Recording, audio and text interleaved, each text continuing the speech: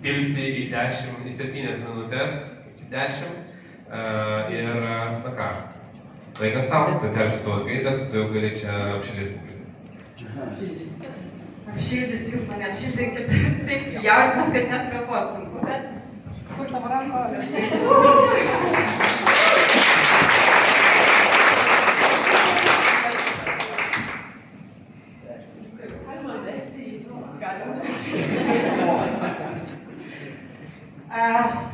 Na ką, gerai, esu Roma Bacevičienė, manau, galiu save vadinti gyvybės draudimo profesionalę ir taip pat papasakosiu kodėl.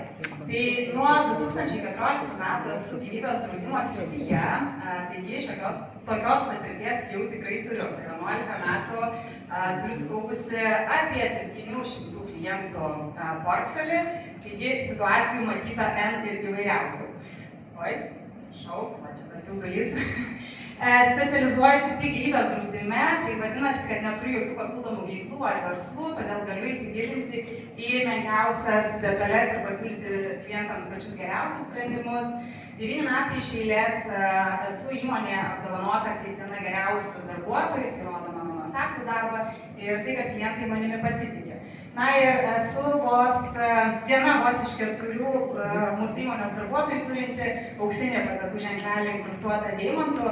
Na ir šitas deimantas gautas tikrai už gražias akis, už rezultatyvų darbą ir už nuoseklumą bei gerus rezultatus. Na, bet kaip ir tas tikras lietuvis apie save gerai kalbėti gan sudėtinga, pagalvojau, kad galbūt leisiu kolegams tai padaryti. Tai video darytas prieš 2 metus, ne šiam prisistatymui, tai bet manau nelabai kas ir pasikeitė. Šitas darbas, realiai yra mano gyvenimas. Kai tu myli savo veiklą, tiki tai, ką darai, viskas einasi savaime. Roma iš tiesų yra nuostabi asmenybė. Viską, ką jinai daro iš širdies. Kompanijai tai yra žvaigždė. Čia yra nuostabi vieta, save realizuoti, ateik. Tai tikriausiai tiek apie mane ir kas tas mano darbas, ką aš darau ir kokią vertę kuriu. Tai iš tiesų dirbu su 2 segmentais, tai yra tiek fiziniai, tiek juridiniai asmenys. Na ir mano klientai yra žmonės ir įmonės, kurie nori sprendimų, o ne produktų. Tai pirmiausia, gal trumpai apie mums svarbiausią, mūsų artimiausią ratą, tai yra apie mūsų šeimą. Ar galiu jūsų paprašyti pakelti rankas tų, kurie turi savo nuosavą automobilį? Praktiškai visi.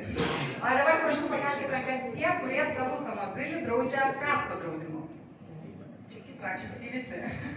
Tai jeigu dabar paprašyčiau pakelti rankas tų, kurie turi gyvybės draudimą, greičiausiai pakeltų kas antras, gal šitoj tokioj subrendusiai auditorijai 2 iš 3, bet tikrai nedaugiau. Ir žinot, man vis dar sunku suprasti, kodėl, žinodami, kad sudaužytas automobilis, jeigu didelės išlaidos, mes vis dar negalim suprasti, kad atsitikusios nelaimės, tokios kaip sunki liga, neįgalumas, artimojo netektis, lygiai taip pat yra lygų didelės išlaidos. Nesuprantu, kodėl jūs norite tas išlaidas prisimti savo, o ne perduoti draudimo kompanijoms. Tai apie šitus dalykus aš ir kalbu su fiziniais asmenimis, tad man gera rekomendacija yra praktiškai visi jūsų aplinkos žmonės, kurie rūpinasi savo saugumu ir ateitimi.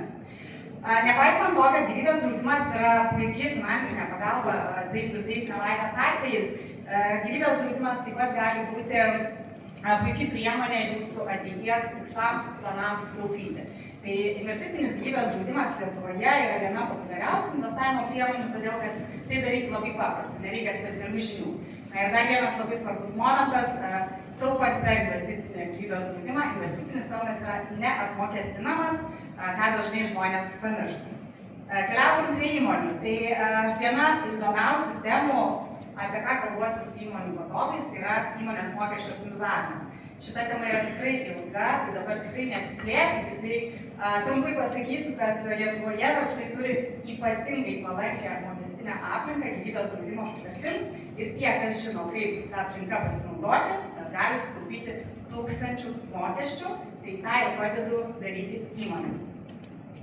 Na ir dabar tikriausiai ta tema, dėl kurios atsidūriau Granite klube. Šiemet mūsų įmonė gyvenimą paleido visiškai naują analogų rinkoje neturintį sprendimą skirtą įmonės darbuotojams, tai yra darbuotojų ir jų šeimų draudimas. Esam unikalūs, norėjom sukurti tokį socialinės gerovės paketą, kuris leistų darbuotojui jaustis saugiu įvairiose gyvenimiškose situacijose, o darbdaviui leisti tą darbuotoją nuolatos motyvuoti ir išlaikyti. Tai turim net 13 skirtingų draudimo apsaugų, draudžiamas ne tik darbuotojas, bet ir jo šeimos nariai, išmokas mokam ne tik nelaimės, bet ir laimės atvejais. Vėlgi skirtingi pasiūlymai įvairiems biudžetams, palanki ta pati mokestinė aplinka. Na ir žinoma, kaip ir paminėjau, tai didelė motyvacinė priemonė darbuotojams. Trumpai, kokia ta sandara, kodėl jis čia toks jau ypatingas ir kitoks. Tai draudžiam pirmiausia darbuotoją, tai pilkus langelius, ne, mėlynai, šviesiai mėlyni langeliai, matysit, yra visos apsaugos, kurias gauna darbuotojas. Tai yra gyvybės draudimas, žūties draudimas, traumų draudimas, dienpinigiai, vadinasi, turint nedarbingumą, darbuotojas už kiekvieną dieną gali gauti ne tik iš sodros, bet ir iš draudimo. Kritinių ligų draudimas, vienas svarbiausia, mano akimis, apsaugų šiuolaikiniam žmogui, vėlgi darbingumo netekimas, telemedicina, tai yra nuotolinės gydytojo konsultacijos, kur per 2 valandas darbuotojas gali gauti receptinius vaistus, pasikonsultuoti su gydytoju ir netgi šeštadienį ir švenčių dienomis. Taigi šeštadienį susirgus, pirmadienį darbuotojas jau gali eiti į darbą, nes šeštadienį gauna visus reikalingus vaistus. Toliau, pilkuose langeliuose mato, kad draudžiame artimiausią darbuotojo aplinką, tai išmokos yra mokamos mirus darbuotojo sutuoktiniui, darbuotojo vaikui, vaikas gali būti tiek 5, tiek 45 metų, našlaičių išmoka yra mokama, taip pat išmoka mokama mirus darbuotojo tėvam ir net uošviam. Tai šitoj vietoje darbuotojas net 4 išmokas gali gauti ir vėl, kad yra jo artimiausia aplinka. Kai nutinka nelaimė, faktas, kad yra išlaidų ir kažkaip reikia iš to išsisukti. Na ir 2 ryškiausi langeliai, tai yra tie laimės atvejai, tai išmoka mokama darbuotojo santuokos sudarymo atveju ir darbuotojo kūdikio gimdymo atveju. Tai dar labai trumpai, kas man labai surezonavo su vienu vadovu kalbant. Visi taip sėdėjo, mąstė ir sako, žinok, Roma, dabar galvoju, jeigu aš ateisiu rytoj ir sakysiu savo komandai, žiūrėkit, turiu puikią naujieną, nuo rytojus visiems didinu atlyginimą 20 eurų ant kortos. Ką tai reiškia, kad darbuotojas gaus 12-14 eurų į rankas? Ką toksai darbuotojas sakys darbdaviui? Jis tyčios iš manęs.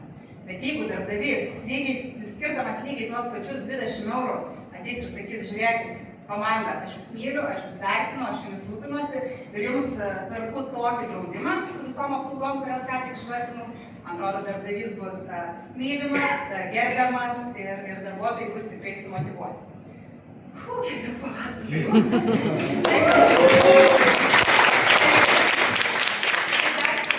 Iš tikrųjų, kaip minėjau, gera man rekomendacija yra tikrai visi fiziniai asmenys, su kuriais galiu pasikalbėti apie jų aplinką ir jų saugumą.